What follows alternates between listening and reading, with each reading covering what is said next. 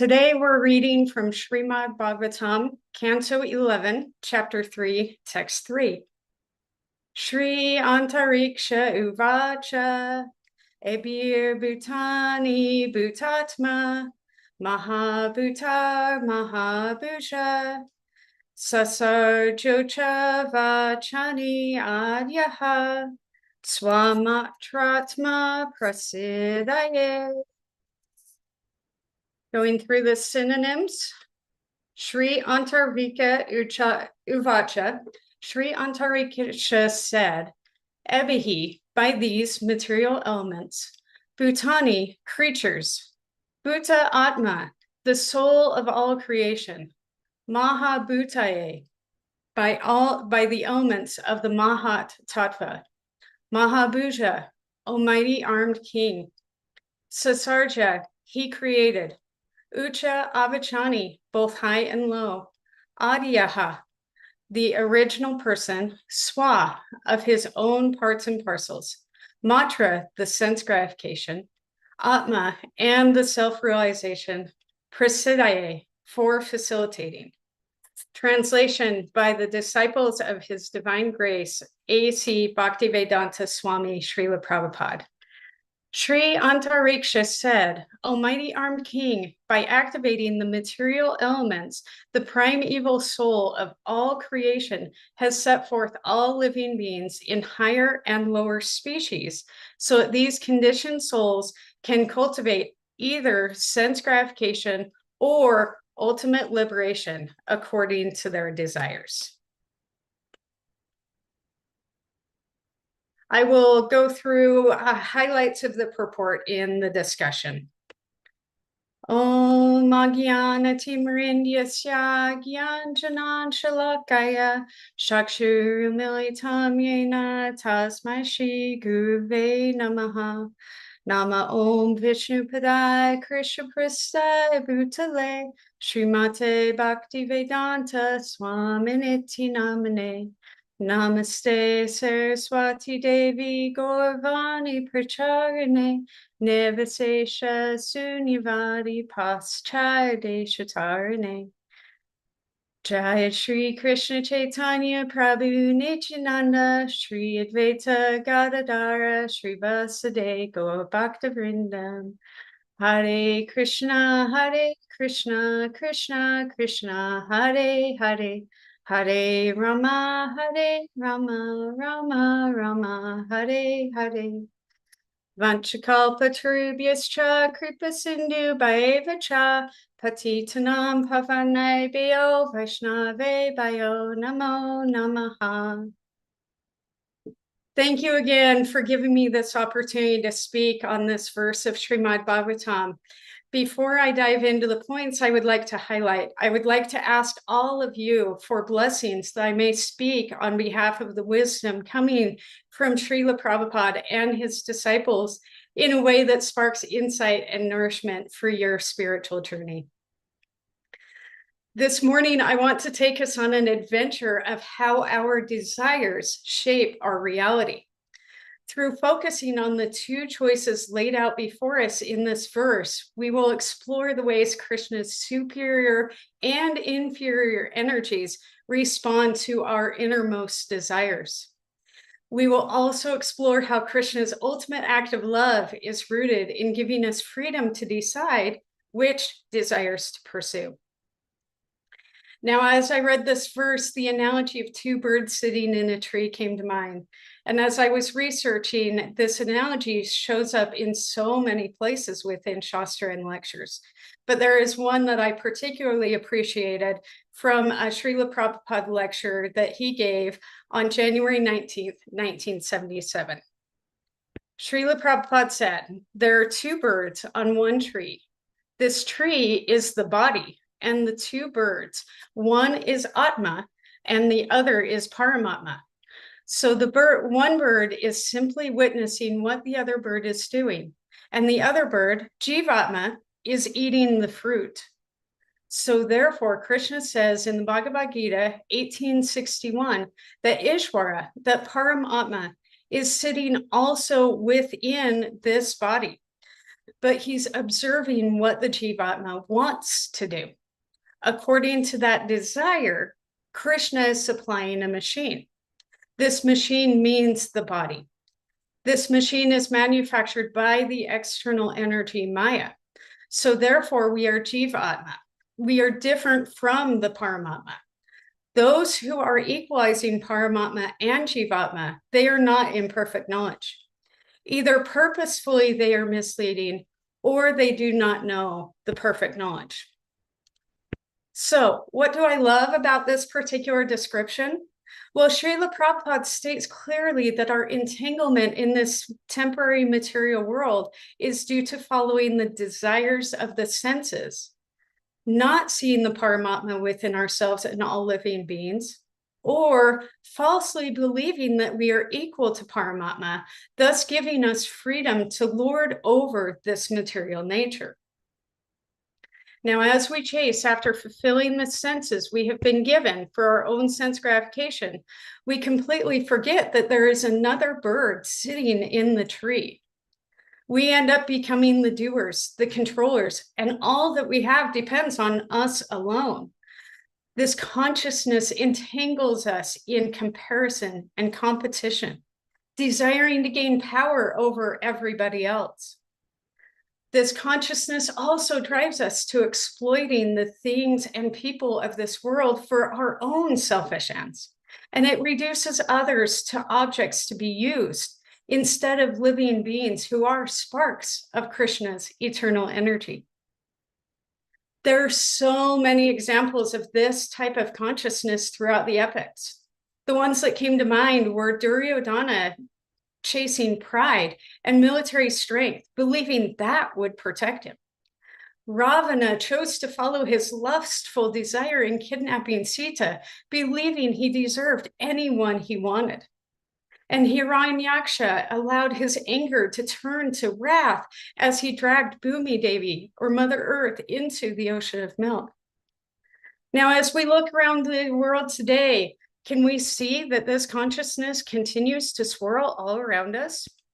Advertisers are trying to create endless hankering within our minds and senses. Politicians are fanning the flames of fear and cruelty to gain power and compliance. And endless greed seems to know no bounds in this day and age.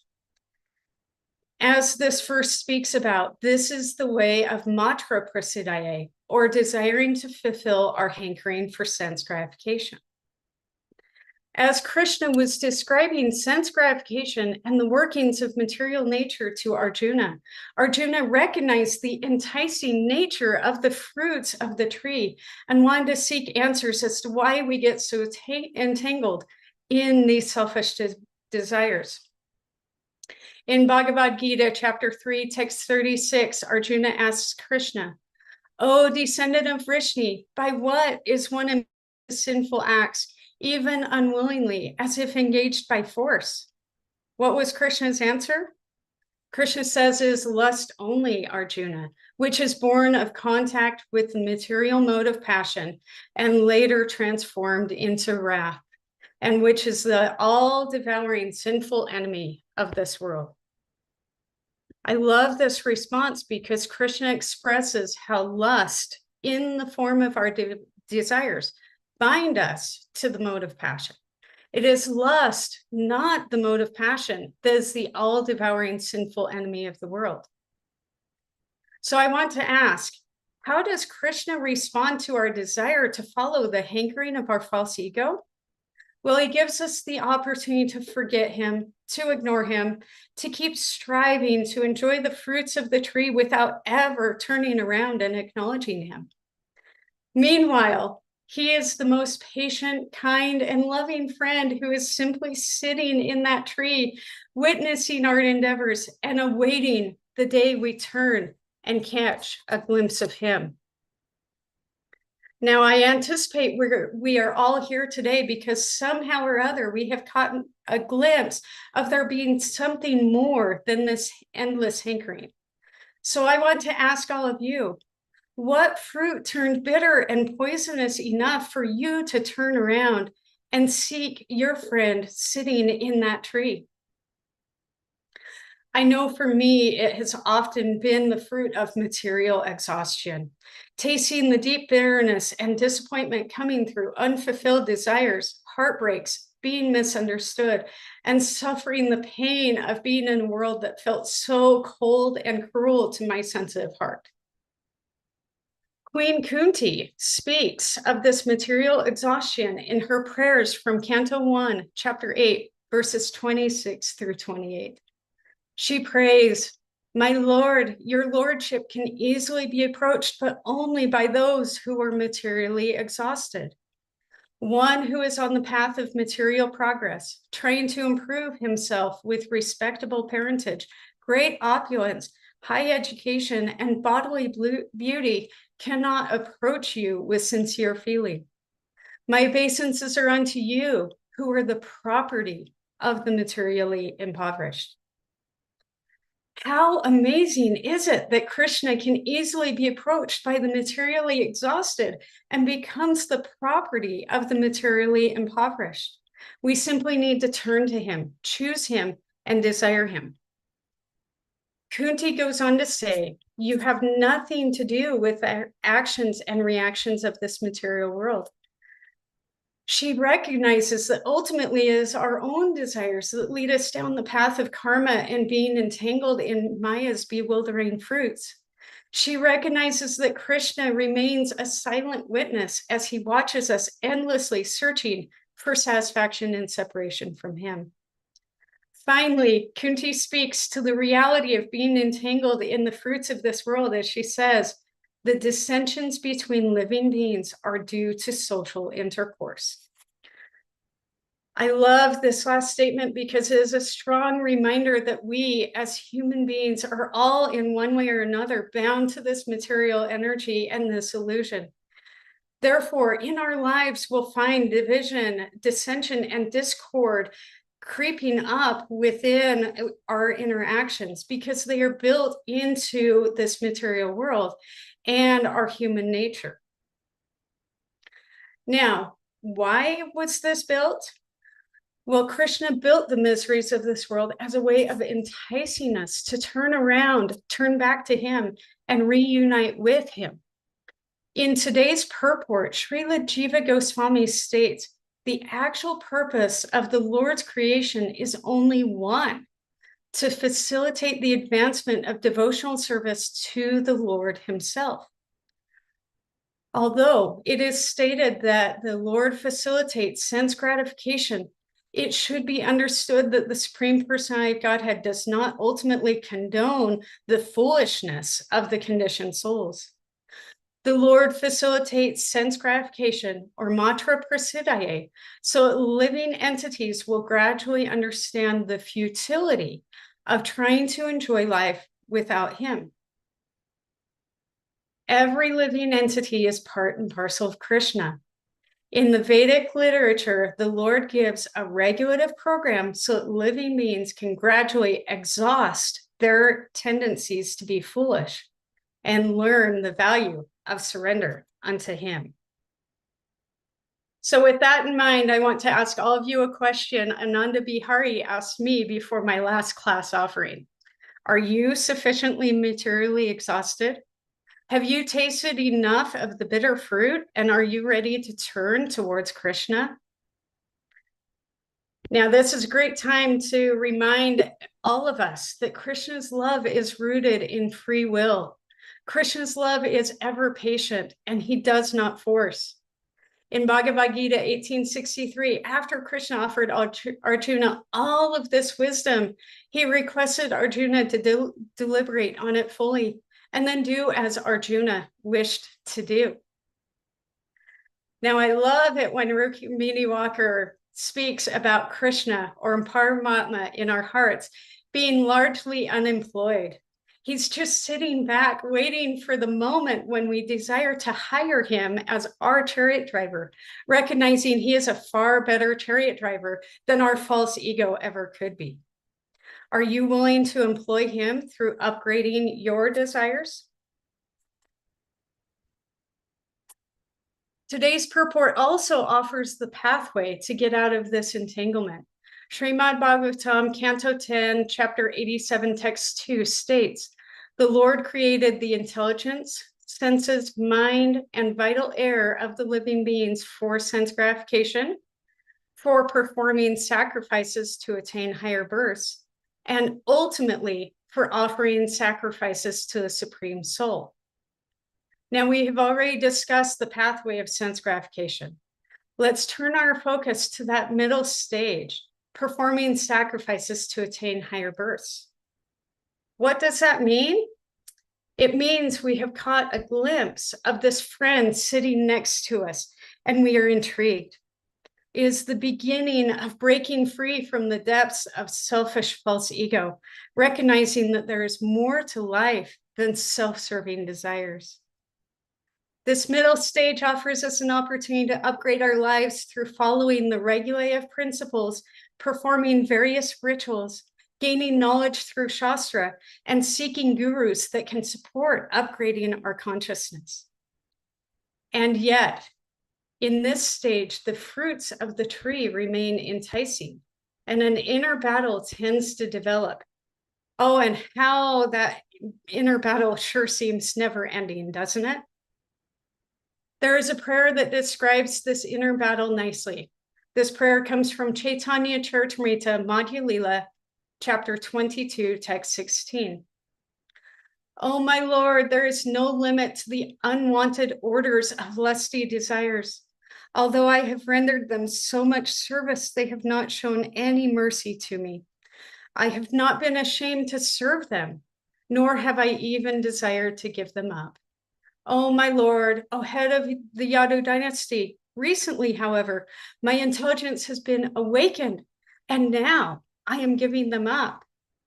Due to transcendental intelligence, I now refuse to obey the unwanted orders of these desires. And now I come to you to surrender myself at your fearless lotus feet. Kindly engage me in your personal service and save me." I really appreciate this prayer because it recognizes that Krishna is ultimately behind our intelligence being awakened, and how knowledge can lead to transforming our desire for sense gratification into desire to enter into Krishna's personal service. It recognizes that the protection we sought in the fruits of the tree was a false protection, and surrender to Krishna is our only saving grace.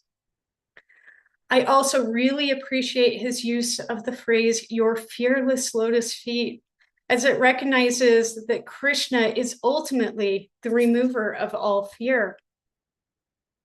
Krishna promises to carry us through this life if we remain desirous of him, seeking his guidance, protection, and love. And he gives us a chance every day and every moment to pause, reflect, and choose the path we take. Krishna is so loving that he leaves the choice to turn towards the fruit or turn towards him in our hands.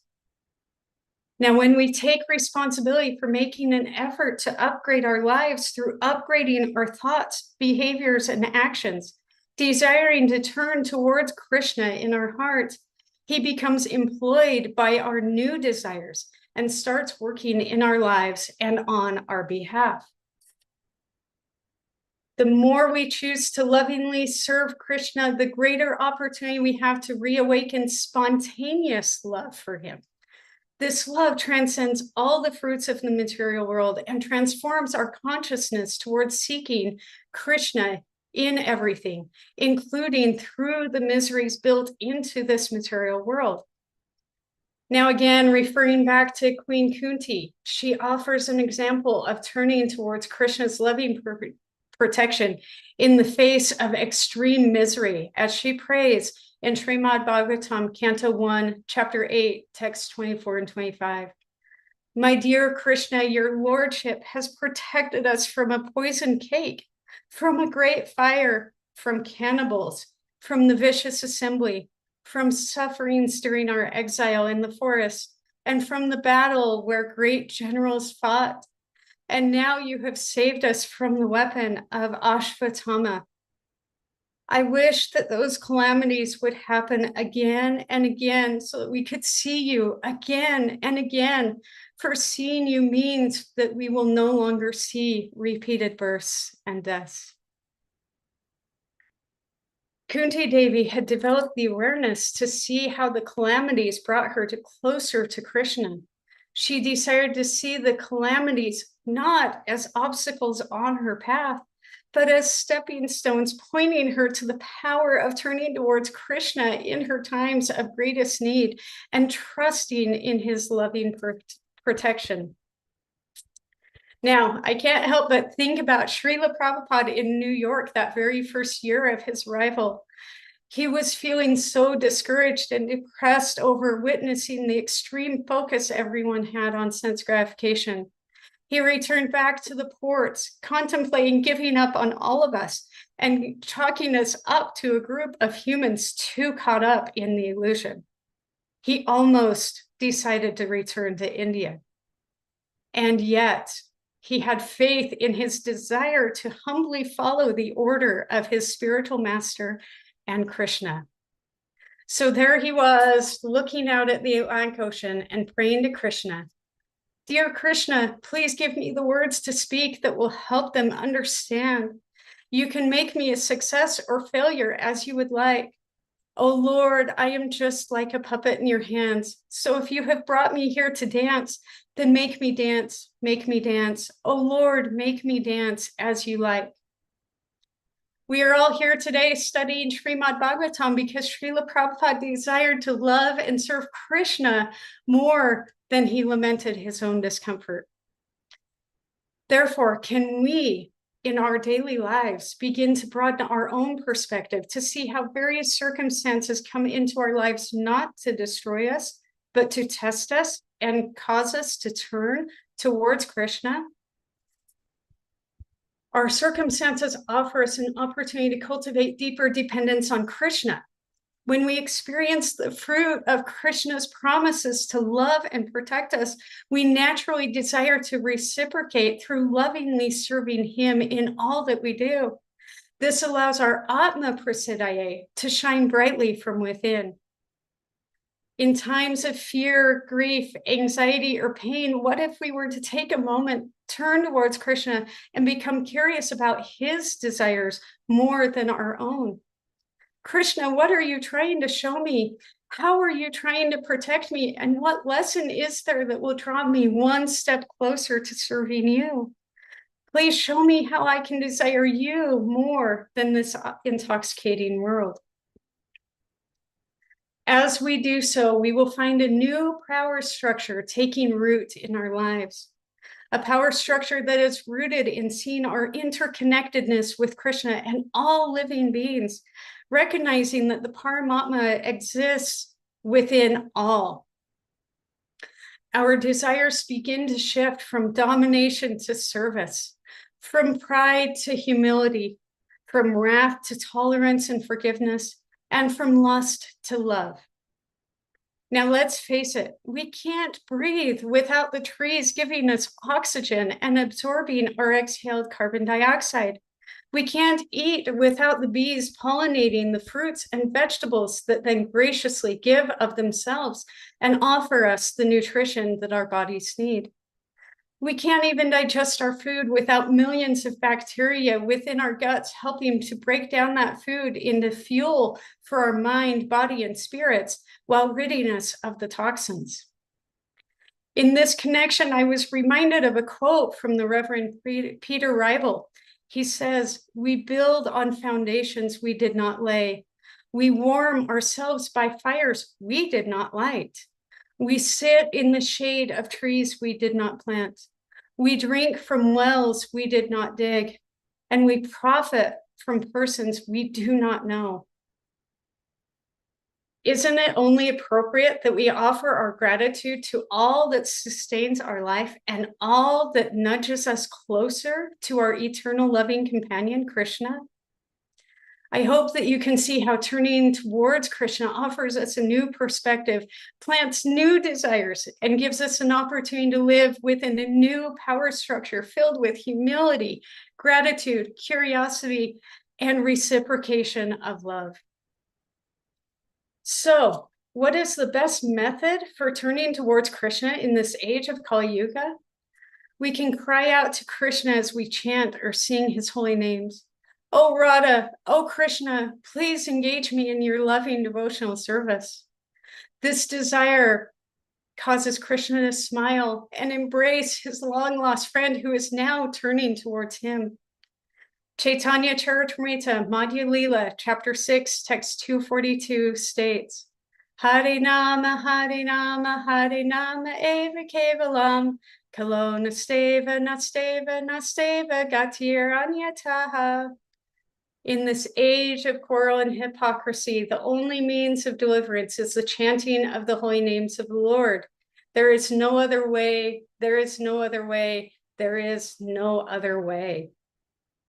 This is Krishna's greatest mercy, and it is up to each one of us to take hold of this precious gift and chant with sincerity, for it isn't the chanting itself, but the sincerity of heart behind the chanting that captures Krishna's attention and binds him to us in loving reciprocation. In the book Bhakti Blossoms, this mood of chanting the Maha Mantra in all circumstances is beautifully captured by Krishna Priyadasi.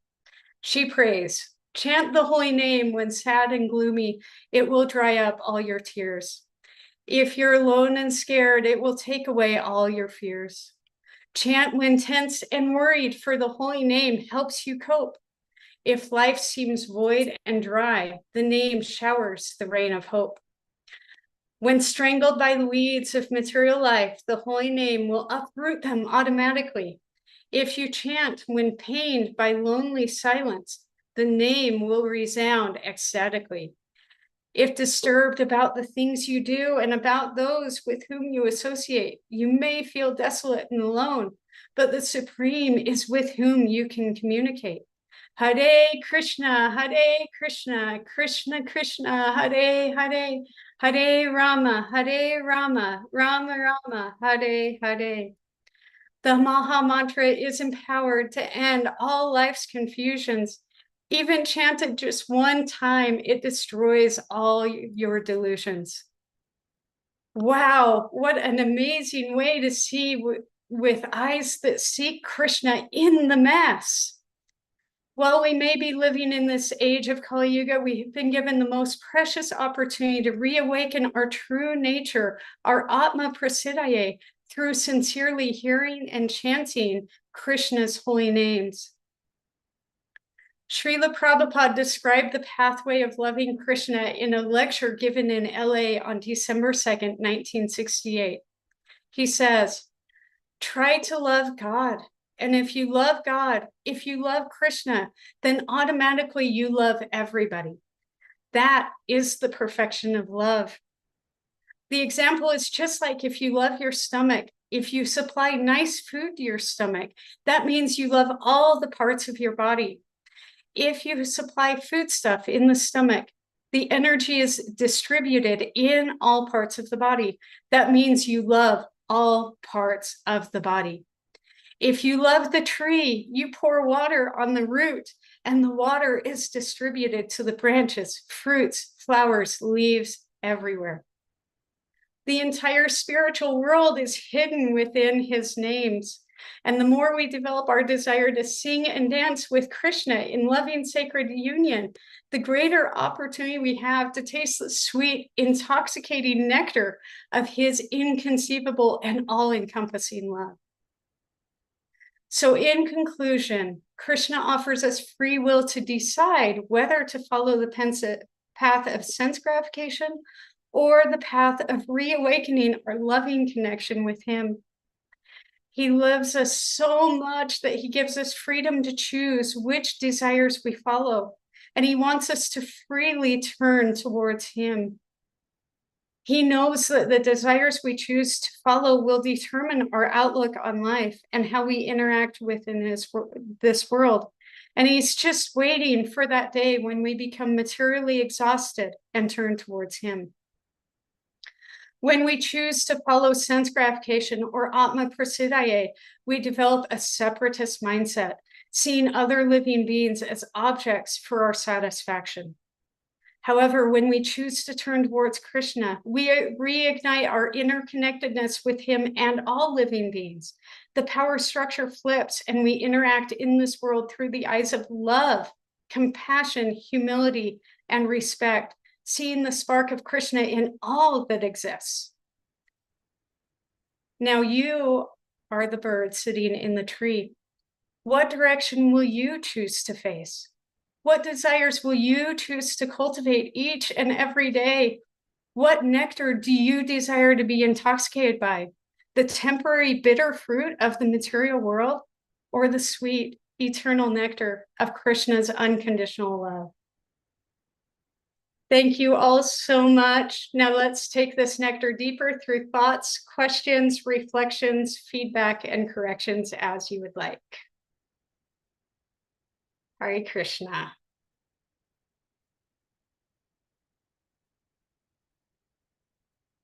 Hare Krishna, Nartaki, Radha. Wonderful class. Thank you so much. There's a verse in the Bhagavatam 1-10. It says, life's desires should never be directed toward sense gratification. So no matra, like we read in the verse today.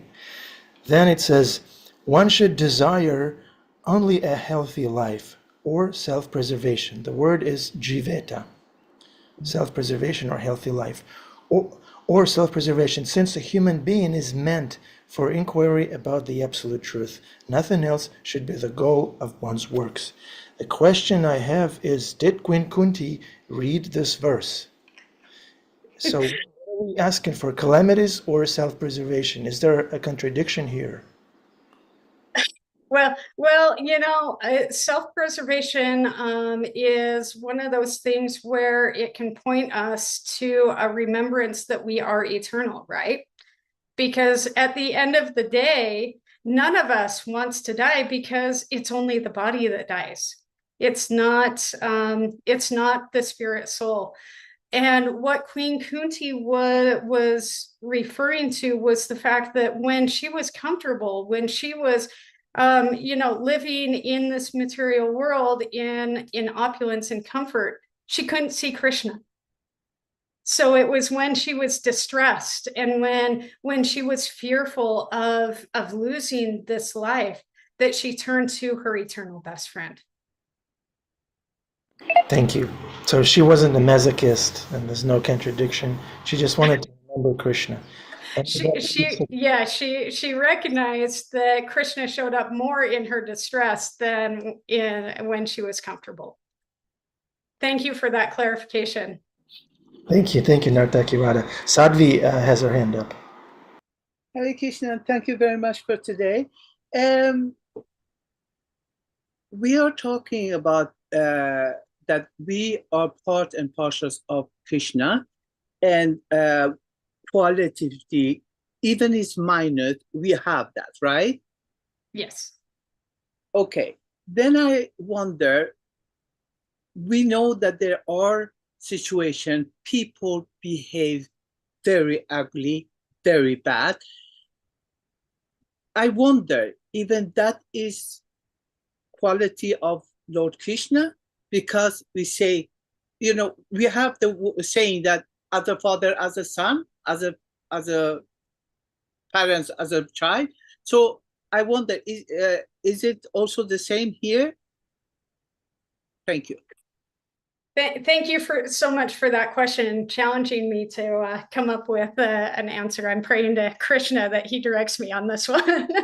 But I will go back to kind of what one of the quotes was of Krishna ultimately not condoning our pull towards sense gratification. So yes, he did create this material world with all of its ugliness, but the purpose is so that we get exhausted from all of that ugliness and turn towards him. So to say that Krishna is encouraging people to be ugly is not actually accurate. He's just sitting back and allowing that person to do what they do without interfering. because if he were to interfere, then that would be force, not love. And I will refer back to Queen Kunti speaking about how all of the dissension is due to social intercourse. We're all entangled in the modes of material nature. Some of us are going to be more entangled in the mode of ignorance, where we can't see anything beyond ourselves. Some of us are going to be entangled in the mode of passion, and some of us are going to be entangled in the mode of goodness. So it's our own consciousness and our own desires that feel which mode we are going towards. So those entangled in the mode of ignorance, that's their desire. And ultimately, it's their responsibility to turn towards Krishna. It's our responsibility to witness what's happening and also take that opportunity to turn towards love more than fear. May I ask another question, please? Certainly. Thank you. We talk about time, place, and circumstance. Then we talk about some people are in the mode of that, and some people in the mode of that. Is it possible that Krishna arranged it?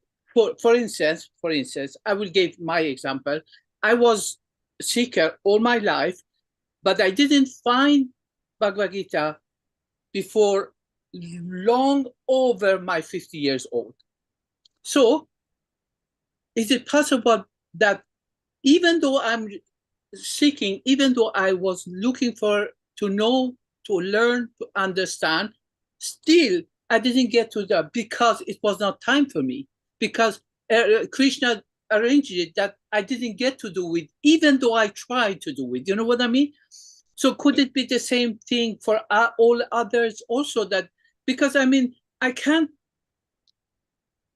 please forgive me for saying that, but I can't sit here and compare myself to the situation of Kunti, because Queen Kunti was an exalted entity. I can't see thinking I could do this, I could go through the same thing as Kunti and still stay there, and you know what I mean? I can't compare that. So that's why I mean, could it be everything is arranged regardless in what I'm doing or how I'm doing it? You know what I mean? Thank you. Yeah. So yeah, you're speaking about what is destiny and what is free will. And yes, we are all on our own path, on our own time frame. We have multiple lifetimes that we are working through. So each one of us shows up in this world at a certain stage, and Krishna promises that whatever stage we're at the right time, he will bring us right back to where we left off. So we recognizing that I am where I am at because of something that may have been in my past life can help us to also recognize other people are where they are at because of the same thing, because of their conditioning. But what the key factor is as soon as we start to turn towards Krishna, then it's a gradual awakening to Krishna's love. So to be on the level of Queen Kunti, yeah, that's an elevated, exalted level that is extremely difficult for us to get to, especially in this day and age where we are surrounded by hypocrisy and confusion and all of that. We have a lot more that we have to break through, but at the same time, we also have the easiest process to cleanse our hearts, and that's through the Maha Mantra.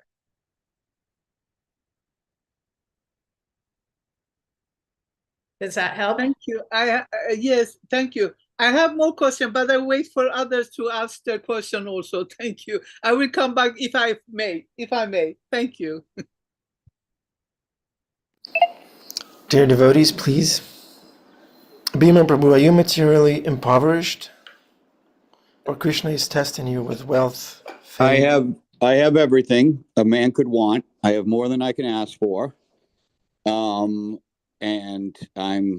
if it's the struggle to maintain it, to obtain it, to restrain it, to pass it on, I'm getting pretty near well exhausted. So what you come to a point where you just says, none of this is happiness without love. And no love is possible without Krishna, whether it's love of family or if you should be exalted enough to be enamored of Krishna himself. I can't speak to that, but we can at least speak to the bhakti that is necessary in making it all worthwhile, because without love, it's nothing. It's all nothing. So the material, no one can say that love is material. It's bhakti. It's the extension of Radharani. Radharani is this personification of love. So without love, it's completely exhausting. So I can't speak to anything to do with love of God, but I can tell you that despite having everything materially, if you don't have love in your life, then you have zero.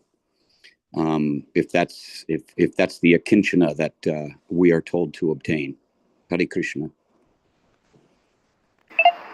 Thank you, Bhima Kaviraj Prabhu. Yeah, and even when we have something, it's so flickering, right? You can't even hold on to it. You just live long enough to realize that you can't claim anything, basically, in this world, because it'll be taken away. So therefore, what do we do, Anupam Prabhu? Knowing that everything will be taken away, what do we do? It's a question for Anupam Prabhu. What do we do, knowing that everything will be taken away? Preemptive giving, is that the correct answer? Yes. Yes. Vaisheshika Prabhu ki jai.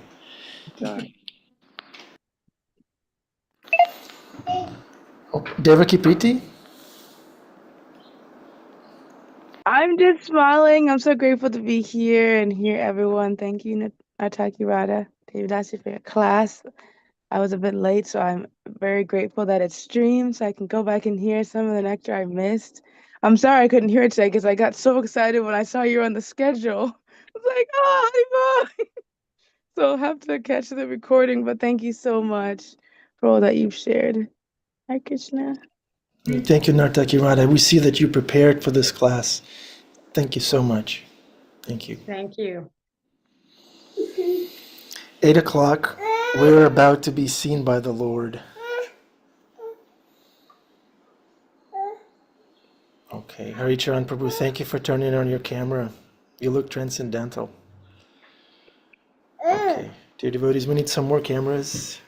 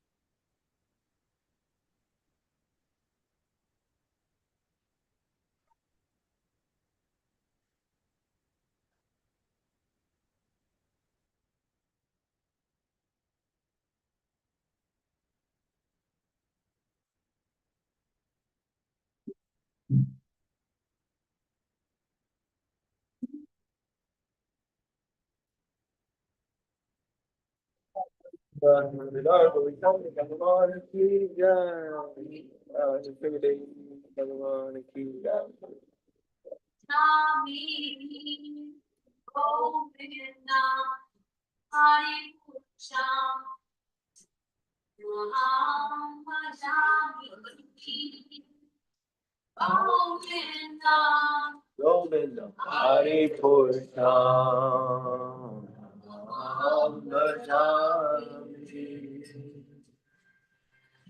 Venam Kwan Bantamara Vindadaraya Tasam Bhagavatam Samastitam Sundarangam Kanda Kakoti Kamaniya Ishesha Shoma Govindam Hari Bhajami Govindam Hari Purusham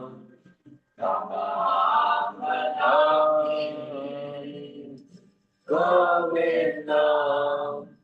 Hari Purusham Bhajami Hari Hari Yasya Sakalam Diya Priti Manti Asyanti Panti Kayanti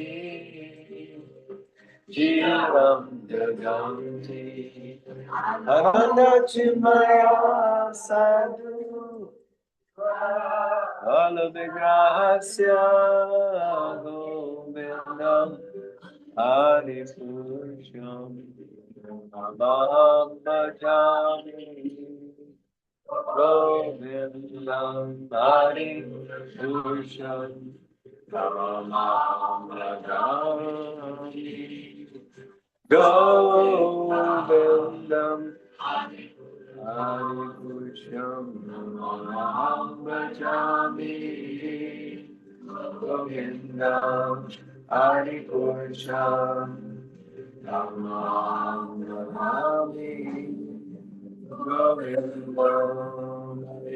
Bhajami Govindam Hari Purusham Namam Bhajami.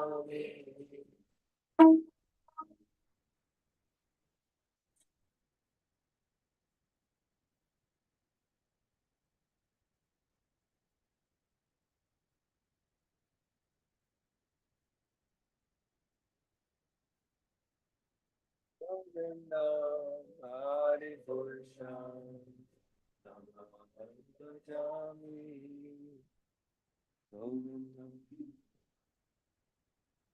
Jai Shri Radha Muralidhar Gautanya Bhagavan Ki Jai. Sringadev Bhagavan Ki Jai. Jodha Radha Muralidhar Ki Jai. Srila Prabhupada Ki Jai. Lotus feet of spiritual master.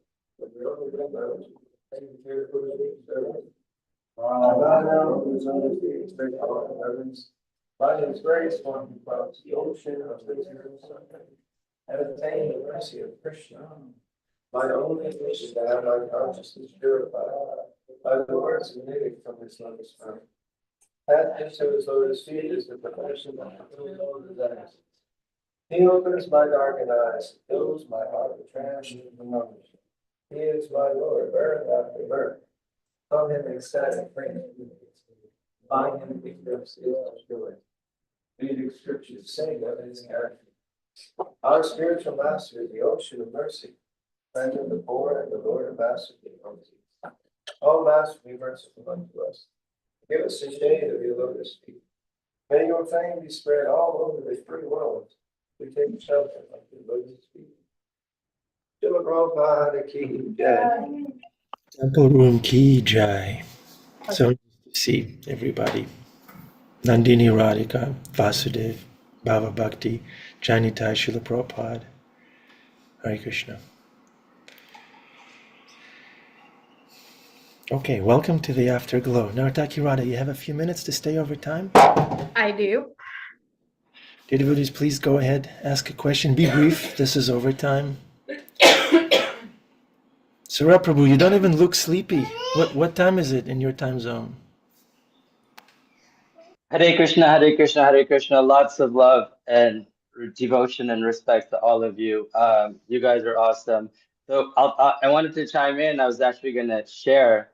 It was 4:15, and I went to sleep at 2:30, and then turn on and log in and trying to gain some wisdom. And then Nartaki Radha Didi starts talking, and I'm just I'm getting right awake, like the fire is being lit as she's speaking, and I'm gaining so much wisdom. I'm full of gratitude. Thank you so much. That was just spectacular, amazing. Thank you. I'm feeling very lucky to be able to learn from you. Haribol, Haribol, Haribol. Thank you. Thank you so much for your appreciation. Did you pass it on, Nartaki Radha? Did you pass it on to Rukmini Devi and Kalakanta Prabhu, or you kept it? Did I pass what on? The appreciation. Oh, for sure. I wouldn't be here without them. So I'd like to add one more thing, if that's okay, in honor of you. Shri Radhike Namostate, Shri Radhike Namostate, Shri Radhike Namostate, Shri Radhike Namostate. Hare Krishna. Thank you. Thank you, Srila Prabhu. Nice. Dear devotees, we can take one more reflection. My reflection is no mantra. Mantra sells gratification, right? In the verse it says mantra. So either mantra or mantra. Sense gratification, which leads nowhere. You always feel, I don't know, kind of exhausted and empty and dirty and cheated when you go for it. So we go to mantra. Yeah. Thank you, Nartaki. How amazing is it that it's just one letter that it makes that difference? One tiny letter shifts from sense gratification to Krishna's love. Yeah, so the shift is easy apparently, right? If it weren't for our stinking false ego getting in the way.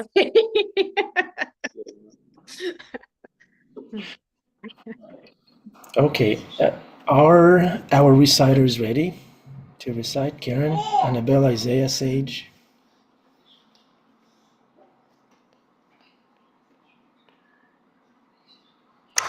Ready is relative. They're in their pajamas. No, I'm not. I'm still dressed. I'm dressed. Hare Krishna, Hare Krishna, Krishna Krishna, Hare Hare, Hare Rama, Hare Rama, Rama Rama, Hare Hare. Thank you so much. Annabelle, Isaiah, Sage, you are the best. Krishna Kumari was in ecstasy. We saw her big screen. Nartaki, thanks again for the wonderful class. Please convey our regards to Rukmini Devi and Kalakanta Prabhu Sampradaya. We love you. We need you. Come again tomorrow, dear devotees. Happy. Thank you very much for today. Hare Krishna. Hare Krishna. Thank you.